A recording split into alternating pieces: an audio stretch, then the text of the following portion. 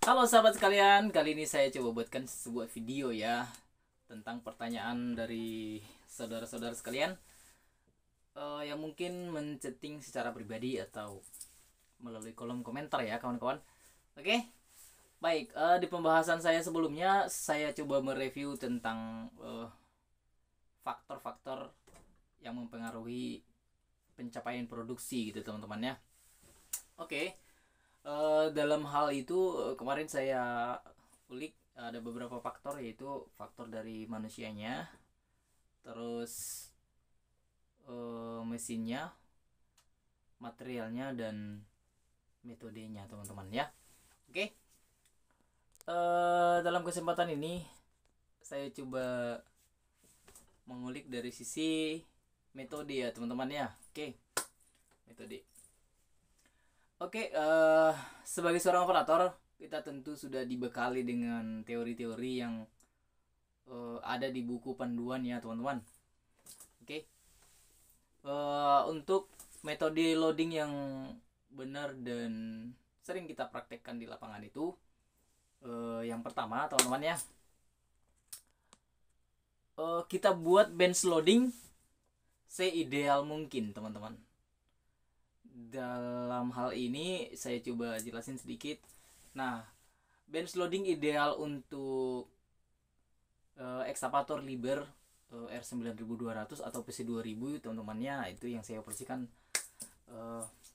itu 2,5 meter sampai 4 meter teman-teman, gitu.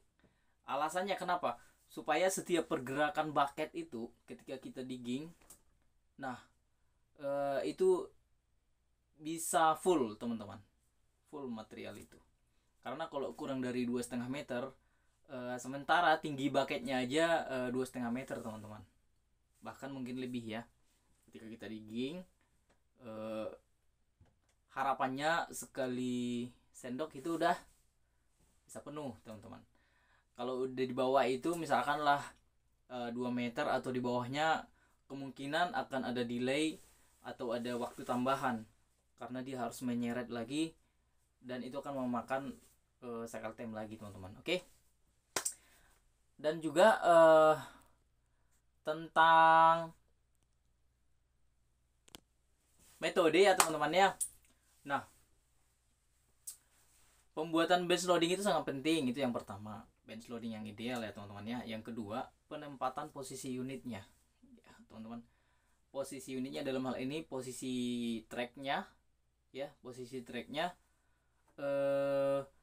sangat sentral dengan material yang akan kita ambil, sangat ideal dengan material yang kita ambil ya, strategis ya posisinya teman-teman.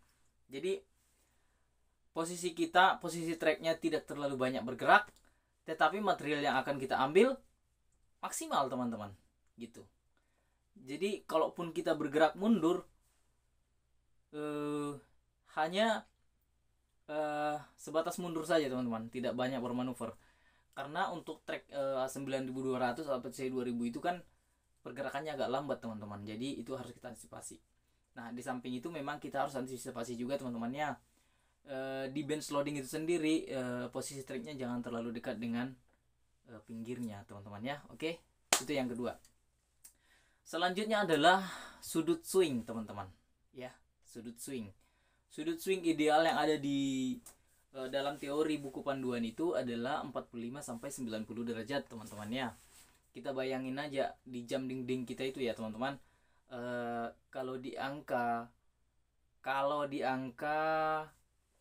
9, misalkan seperti ini teman-teman ya, utara, timur, kalau mengarah ke timur berarti itu 90 derajat. Nah, 45 berarti di mana teman-teman? Berarti di tengahnya ya. Oke. Tapi kalau bisa jangan sampai 90 derajat teman-teman. Kalau bisa ya, itu kita upayakan di bawah 90 derajat. Supaya apa? Supaya waktu yang kita butuhkan untuk swing, untuk menumpah material atau mengambil material lagi itu lebih kecil. Itu teman-teman ya. Oke. Saya sedikit bahas tentang teori. Sebenarnya berapa menit idealnya loading time dalam satu truk ya teman-teman ya.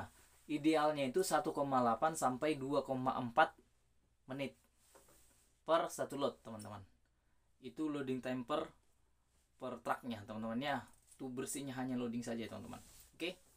Karena secara targetnya rata-rata targetnya PC 9200 atau PC 2000 adalah 720 BCM ya teman-teman, 720 BCM. Kalau kita bagikan 720 BCM itu dibagi 40 BCM per truk, itu sekitar 18 truk per jam harus kita dapatkan ya, gitu teman-teman. Jadi kalau kita membutuhkan misalkanlah 1,8 sampai 2,4 menit per truknya, jadi masih dapat teman-teman ya. Ketika 60 menit dibagi 2,4 itu masih dapat ya teman-teman ya. Nah, oke.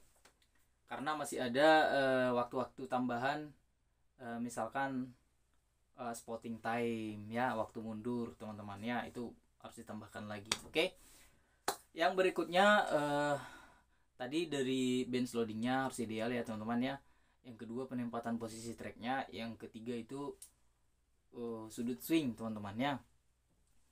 Oke, metode yang selanjutnya itu kita upayakan posisi idler harus tetap di depan teman-teman ya. Artinya gini, dari arah mana kita menggaruk material atau mengisi material itu, maka front idlernya kita harus arahkan ke arah sana teman-teman. Karena gini, fungsi dari idler itu sendiri adalah peredam getaran teman-teman ya, peredam getaran tuh.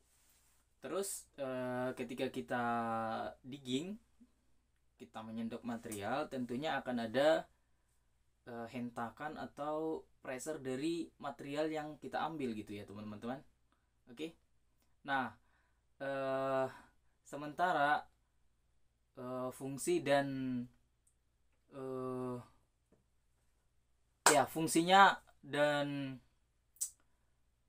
idler itu sendiri memang udah didesain dia bisa menarik mundur dan mengembalikan kembali, kayak spring dia, kayak per teman-temannya.